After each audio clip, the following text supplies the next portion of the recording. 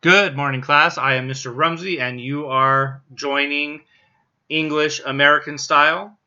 And many of you who are joining, you're interpreters, you're translators, you might be ESL students or trying to learn American English, or you might be like a high school or a college student that just wants to do better on your papers.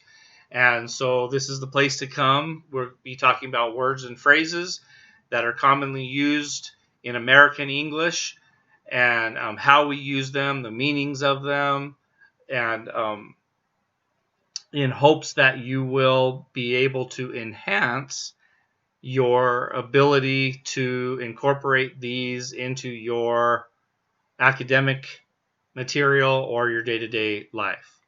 So the first phrase that we're going to start off with is you're welcome. You're welcome is a contraction of you and are. So it is two words, right? Y-O-U and A-R-E.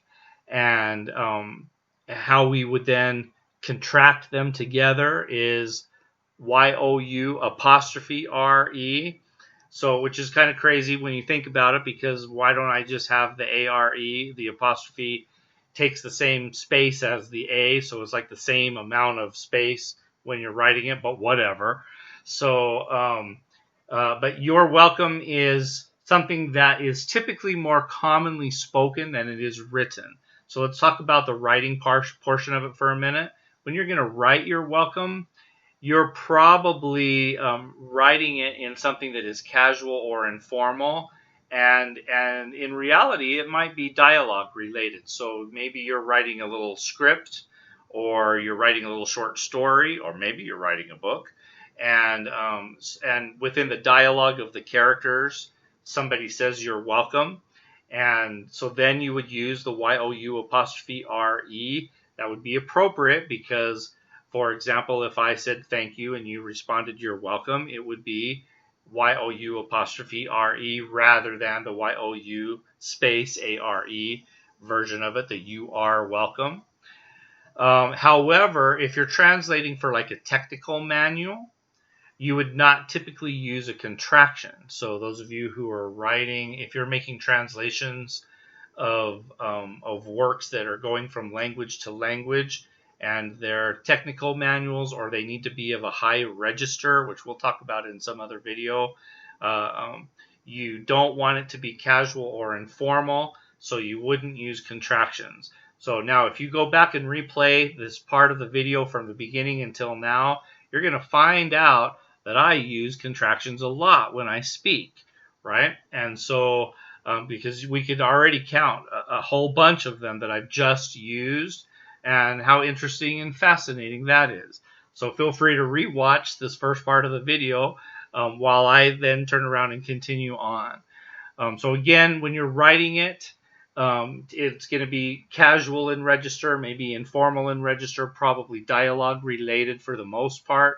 If you're using something like you're going to do this task next in a technical manual, you wouldn't write it that way. You would write you are going to do this task, whatever that task is, in your technical manual. So keep that in mind when you're writing.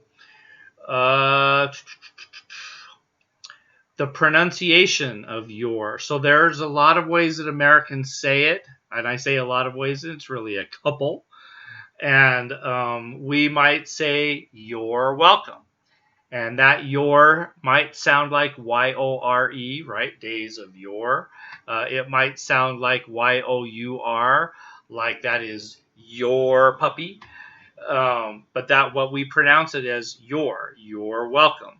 Some people might say you're welcome. So if you listen to, I don't know, TV shows, you might hear people go, you're welcome, right? So if we were using text type of writing, texting, we might say you are, right? You're welcome.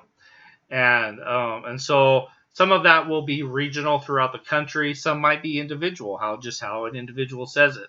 But when somebody says you're welcome or you're welcome, we all understand what that means. So if you're from another country and you're doing translating or interpreting, maybe here in the United States, maybe you work as a Spanish translator in the hospitals.